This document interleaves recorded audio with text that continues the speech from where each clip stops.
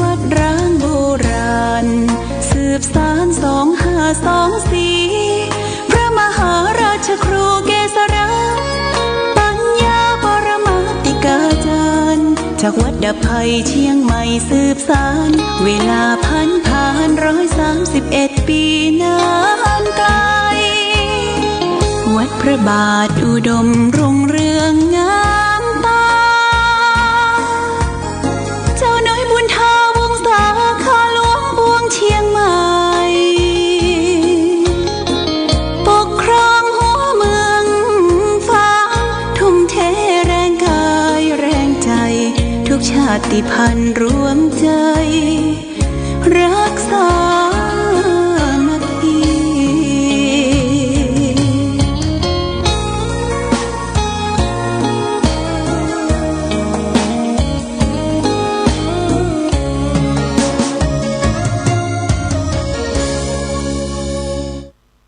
เจริญสุขศรัทธาสาธุชนญาติโยมท่านพุทธบริษัททั้งหลายวันนี้รายการธรรมประทีปส่องต่างก็ได้มาพบปะกับพ่อแม่พี่น้องศรัทธาสาธุชนญาติโยมแห่งครั้งหนึ่งวันนี้เป็นวันเสาร์ที่8เดือนพฤศจิกายนพุทธศักราช2568 November 2025 ตรงกับเดือน12ใต้เดือนยี่เหนือแรม3ค่ำปีมะเส็งงูเล็กวันนี้อากาศท้องถิ่นก็เริ่มจะเหน็บจะหนาวขึ้นมาแต่ยังมีฟ้าฝนอยู่ญาติโยมฟ้าฝนตกลงมาประมาณ 20% ทั่วไปก็บ่เป็นหยังเพราะว่ามันจะปลายฝนหน้าหนาวละและวันนี้วันเสาร์ญาติโยมวันเสาร์เป็นวันที่ทางสำนักปฏิบัติธรรม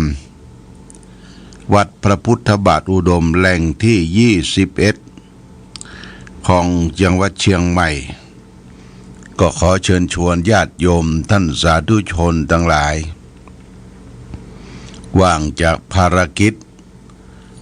ขึ้นวัดขึ้นสำนักปฏิบัติธรรมไหว้พระ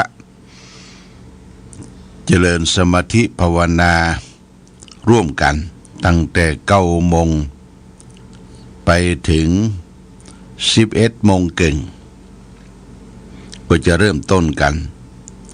และก็เริ่มต้นกันถวายพระราชกุศลแด่สมเด็จพระนางเจ้าพระบรมราชินีนาถพระพันปีอัยกาเจ้าที่ได้เสด็จสวรรคตลงไปครบ15 วัน16 วันวันนี้ญาติโยม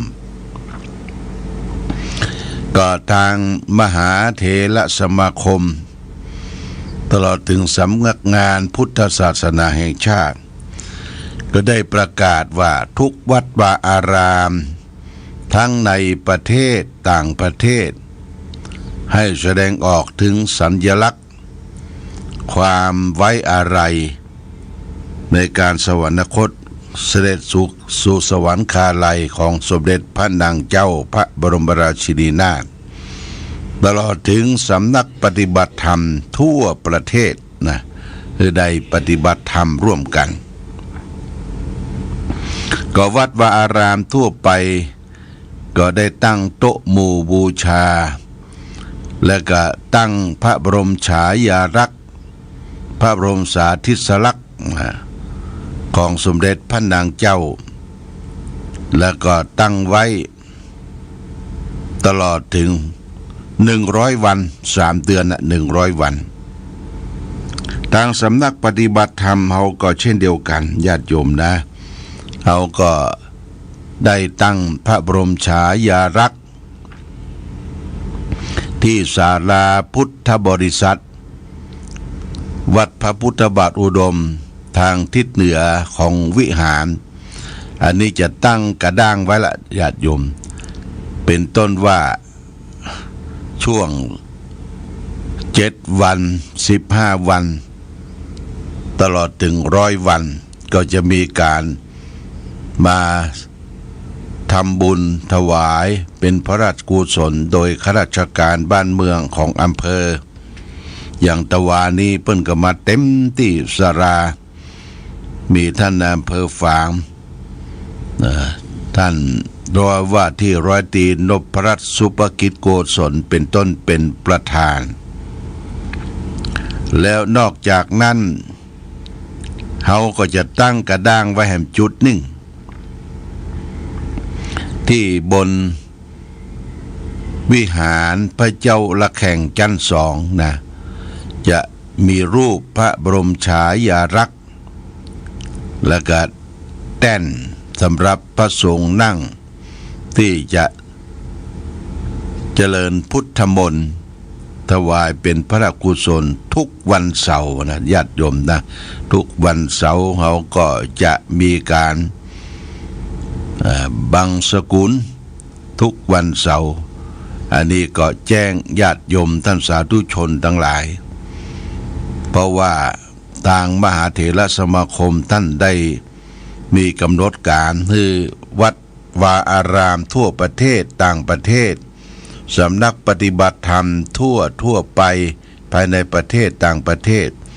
ได้ร่วมด้วยช่วยกันแสดงความไว้อาลัยในการจากไปในการสวรรคตของสมเด็จพระนางเจ้าพระบรมราชินีนาถพระพันปีอัยกาเจ้านะคือได้ปฏิบัติร่วมกันเพราะฉะนั้นวันนี้ก็วันเสาร์นะวันเสาร์ที่8ก็ขอเชิญชวนญาติโยมท่านสาธุชนวันนี้เช่นเดียวกันคือเป็นวันที่2ของการสอบนักธรรมทั่วประเทศนะนักธรรมทั่วประเทศสอบเวลาเดียวกันหมดตั้ง4 วันแต่ว่านี่ก็สอบวิชาเรียงความแก้กระทู้ธรรมวันนี้ก็สอบเรื่องธรรมะวันที่2มีพระเจ้าประสงค์สามเณรทั้งหมดนั่น180รูปนะกว่าน้อยญาติโยมก็ได้ถวายภัตตาหารเพลถวายภัตตาหารเพลเพื่อให้เกิดความสะดวกสบายแก่การเดินทางนิมนต์มาฉันเพลกันที่สนามสอบที่วัดพระพุทธบาทอุดมก็มีผู้มีจิตอาสาศรัทธาวัดพระพุทธบาทอุดมพ่อครัวแม่ครัวก็ช่วยกันจัดทำสำหรับกับข้าวเตรียมไว้ส่วนหนึ่งและส่วนหนึ่งเป็นของตำบลวันนี้จะเป็นตำบลม่อนปิ่นได้ทำสำหรับกับข้าวมา2 อย่าง3 อย่างดูเหมือนจะมีแกงผักเขียวของพี่น้องตาใหญ่แกงผักเขียวแกงแค่ผักเขียวมาร่วมกันอันนี้ก็ขอเชิญชวนญาติโยมถ้ามีจิตอาสาว่างอาจจะมาร่วมกันเสิร์ฟอาหารล้างถ้วยล้างชามก็จะเป็นการดีเป็นการส่งเสริมในการสอบธรรมประจำหลวงประจำสนามหลวงและนอกจากนั้นหน่วยงานใดหรือผู้มีจิตศรัทธาผู้ใดอยากจะมาถวายน้ำอาจจะเป็นน้ำเป็นแพ็คก็ได้น้ำธรรมดาหรือจะเป็นน้ำชากาแฟเครื่องดื่มจำพวกนมเปรี้ยวนมจืดก็ได้ญาติโยมนี่มาร่วมกันถวายน้ำปานะส่งเสริมผู้การประพฤติปฏิบัติธรรมหรือบ่เจ้าแต่นั้นเราจะถวายในการส่งเสริมปฏิบัติธรรมถวายเป็นปัจจัยก็ได้นะ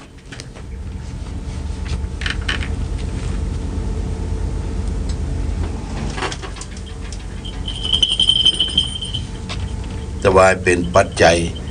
คือปัจจัยนั้นจะได้ใช้หลายอย่างญาติโยม ส่งเสริมในการสอบธรรมส่งเสริมในการถวายภัตตาหารเพลแด่พระสงฆ์สามเณรผู้มาสอบธรรมก็เชิญชวนญาติโยมท่านสาธุชนทั้งหลายเสียงก๊กก๊กกักกักก็คือเสียงไอ้ตุ๊ตูนี่คือเป็นหมามันจะเข้ามาฟังธรรมในห้องส่งโดยเสียงกิ๊กกิ๊กกิ๊กนี่เป็นกระดิ่งคอมันมาโคกประตูก่อนว่าหลวงพ่อเปิดประตูกั้มบอกว่ามันจะมาฟังธรรมโดยนี่คือไอ้ตุ๊ตูเป็นหมาเลี้ยงหมาเก่าก็คือไอ้โจโจ้นี่มันจะทำวัดอยู่เจ้าค่ำมันจะไปนั่งคอเคลียใกล้เคียงการไปทำวัดของสุนัขของหมานี่ไม่ใช่นั่ง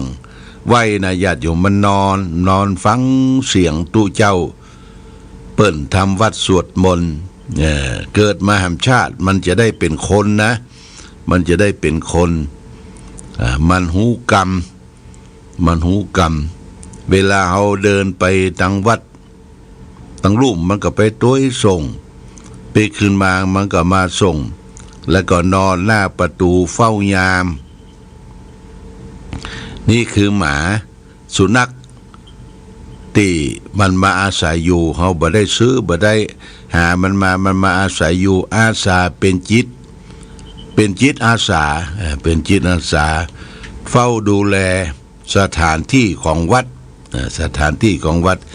หลวงพ่อมี2 ตัวที่บนสำนักปฏิบัติธรรมชื่อไอ้โจโจ้เป็นหมาก้งดำขาวแล้วก็ไอ้ตุ๊ดตูนี่เป็นหมาแดงล้วนนี่มันก็นั่งฟังธรรมะแสดงความเคารพญาติโยม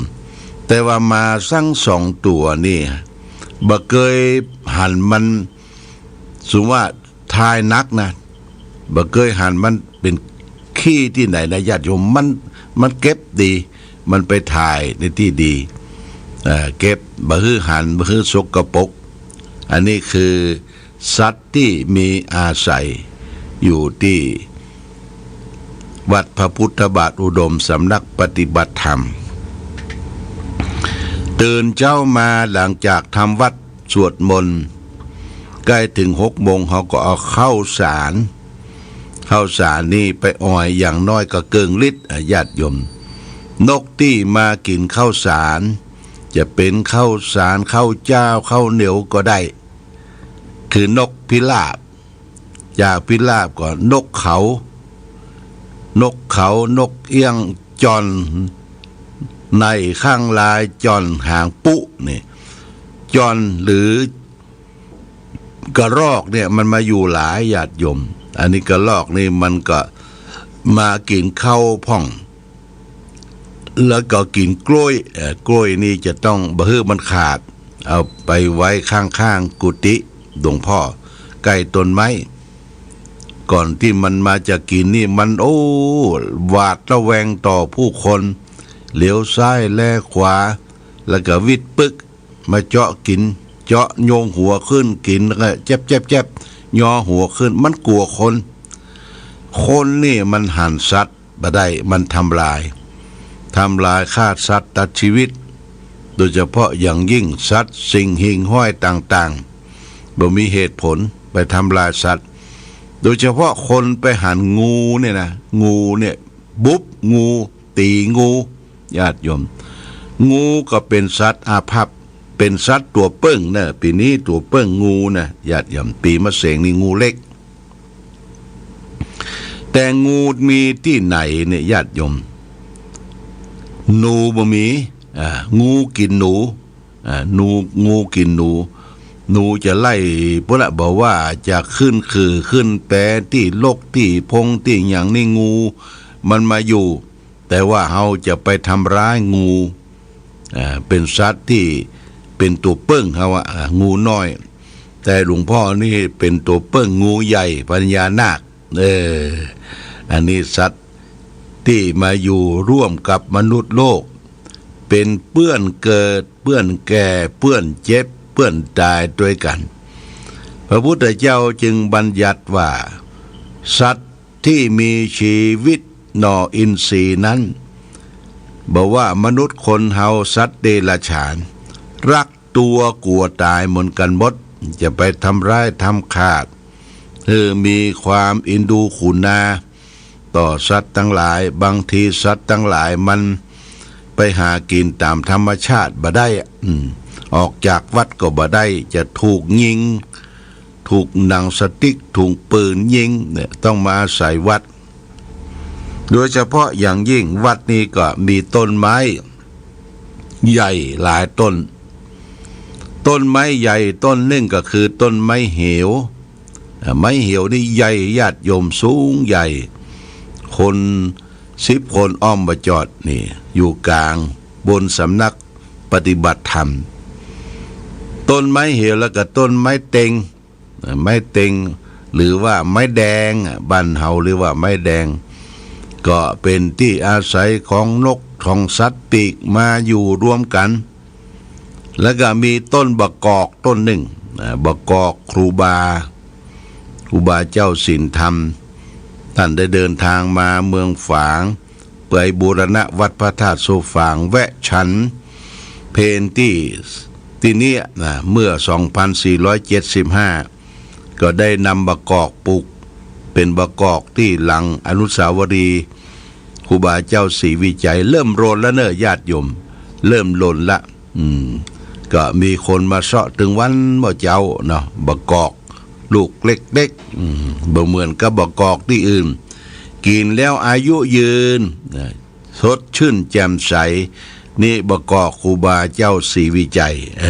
ญาติโยมอันนี้ก็อูจาทักทาประสัยกับญาติโยมท่านสาธุชนทั้งหลายวันนี้จะเอาธรรมะสารธรรมนำมาฝากเป็นพุทธภาษิตที่พระพุทธเจ้าได้ตัดไว้เรื่องของปัญญามาสืบต่อพระพุทธเจ้าได้ตัดไว้ในพระไตรปิฎกสังยุตตนิกายสขาทวรรคพระไตรปิฎกเล่ม25หน้า9ว่านัตถิปัญญาสมาอาภาแสงสว่างเสมอด้วยปัญญาไม่มีอันนี้เป็นบทหนึ่งต่อไปแห่งบทที่2ปัญญาโลกัสสมิงปัจโชโตปัญญาเป็นแสงสว่างในโลกญาติโยมก็จะได้อธิบายให้ท่านทั้งหลายรับทราบมีปัญญาเหมือนมีทรัพย์อยู่นับแสนมีปัญญาละทรัพย์อื่นไม่คลาดแคลนปัญญาเหมือนกับทรัพย์แสนโกรธโทษไม่มีแสงสว่างอันใดจะเสมอด้วยปัญญาไม่มีพระจันทร์ส่องแสงในเวลากลางคืนพระอาทิตย์ส่องแสงในเวลากลางวันส่วนปัญญานั้นส่องแสงทั้งกลางวันและกลางคืนนะญาติโยมนี่ปัญญาการสร้างอย่างทุกชนิดย่อมจะส่องแสงสว่างทุกชนิดย่อมจะส่องมาสู่ในโลกเพียงที่จะสามารถทำอย่างให้ผ่านพ้นไปได้เช่นแสงสว่างของพระอาทิตย์แสงสว่างของพระจันทร์แต่แสงสว่างที่ส่องให้กลางมืดที่เมื่อคืนเมื่อวันส่องได้ทุกที่ทุกทางนั่นก็คือแสงสว่างของปัญญาเนี่ยญาติโยมคือมีปัญญากันแยกอย่างคือคิดก่อนคือใจปัญญาจะคือทานจะรักษาศีลจะบำเพ็ญภาวนานี่ต้องใช้ปัญญาควบคู่ไปด้วยยกตัวอย่างเช่นการทานเนี่ยญาติโยมการทาน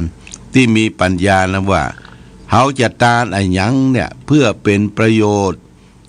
คือแก่สาธารณะเพื่อเป็นประโยชน์แก่วัดวาอาราม เฮาก็ใช้ปัญญาคิดพิจารณาก่อนเฮามีเจตนาจะทานสมมุติว่าเฮาไปวัดวาอารามเนี่ยญาติโยมไปวัดวาอารามวัด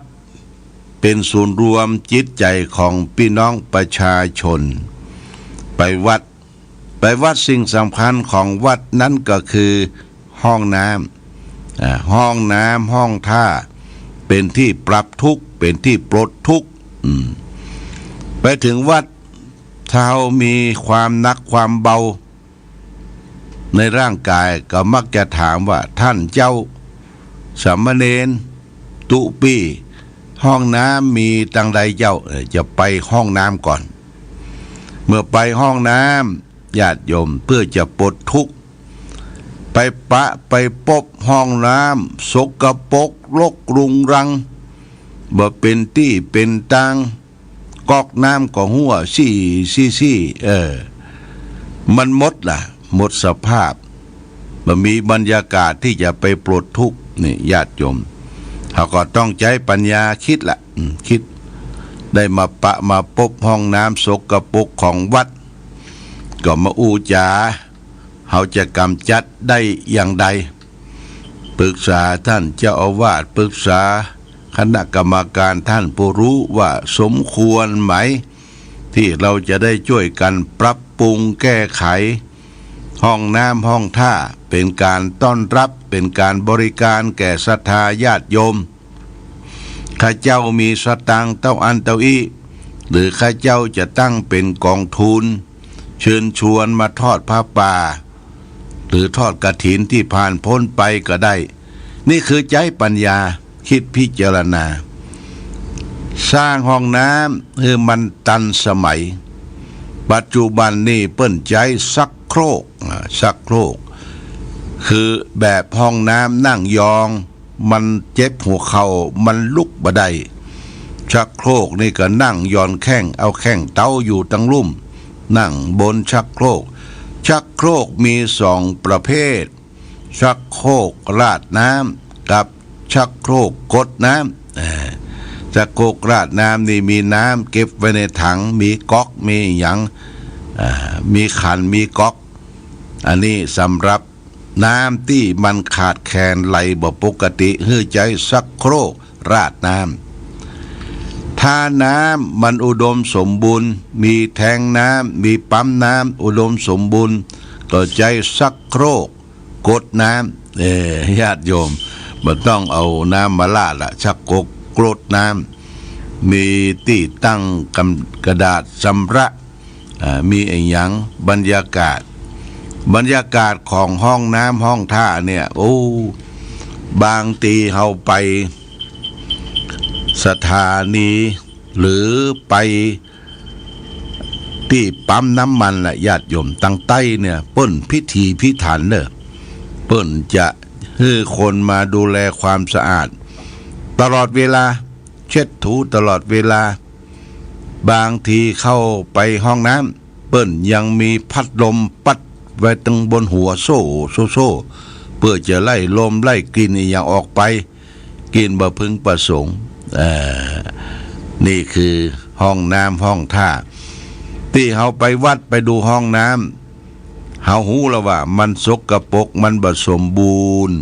ก็ร่วมด้วยช่วยกันใจปัญญาเนี่ยคิดพิจารณาว่าเฮาจะมีเป็นจิตอาสาตั้งต้นซื้อ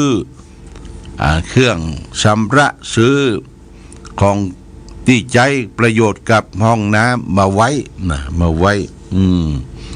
เป็นน้ำคุน้ำปงเป็นเครื่องคัดเป็นยาไอ้ที่เครื่องคัดที่กันสนิมกันอย่างออกไปเนี่ยคือเริ่มต้นคือคิดก่อนเนี่ยคือใจเป็นประโยชน์นะใจเป็นประโยชน์ใจสติปัญญาเนี่ยญาติโยมไปที่ไหนคือใจปัญญาเขาจะตานหยังก็ต้องใจปัญญาหรือเขาจะไปตานหาคนตายตานหาพ่อหาแม่หาพี่หาน้องวงศาคณาญาติแต่ก่อนเขามีศรัทธาจริงมีศรัทธาจะตาน แต่เฮาบ่ใจปัญญาเนี่ยตานไปก็บ่ใครรับบ่ใครได้ประโยชน์เช่นว่าตานเสื้อตานผ้าของผู้ตายปลายบ่พอเอาเหล้าไปตานตัวใส่เป็นขวดใส่เป็นแก้วว่ามันมักมันมักแล้วก็คนรับผู้รับคือตูเจ้าประสงค์รับแล้วมันบ่เป็นประโยชนะบ่เป็นประโยชน์อันใดเพราะว่าการฮื้อตานนั้นคือใจปัญญาเมื่อเฮาถวายตานผลตานปัจจัยจะเกิดขึ้นนี่คือหนึ่งมูลจนะเจตนามีความบุพเจตนามีความตั้งใจว่าจะตานสองมูลจนะเจตนามีความพร้อมที่จะตานสามอปรประเจตนาตานแล้วมีความรื่นเริงบันเทิงในการตานนั้นตานอะไรยังก็ได้ที่มันเป็นประโยชน์แล้วก็มาตรวจหมายตามให้จิตวิญญาณของผู้จากไปได้รับรู้ได้อนุโมทนาในกองกระตานของเรานี่คือเป็นประโยชน์ตนประโยชน์ท่านคือใจปัญญาควบคู่ไปโดยนี่เป็นการตานนี่ฝากไว้เป็นการเข้าใจเรื่องว่าตานต่อไปเราก็ได้เรื่องศีลเรื่องภาวนาคือใจปัญญาควบคู่ไปโดยวันนี้ได้เรื่องธงชาติและเพลงชาติไทยเป็นสัญลักษณ์ของความเป็นไทยเราจงร่วมใจยืนตรงเคารพธงชาติด้วยความภาคภูมิใจในเอกราชและความเสียสละของบรรพบุรุษไทยประเทศไทยรวมและเชื้อชาติไทยเป็นประชารัฐผ้าไทยของไทยทุกส่วนอยู่ดำรงคงไว้ได้ทั้งมวลด้วยแค่ล้วนหมายรักษาพันธิตไทยนิรักสงบ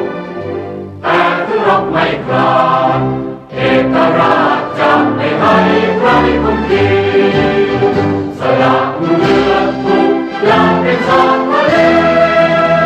พลังประเทศชาติไทยทวีมีชัยชโย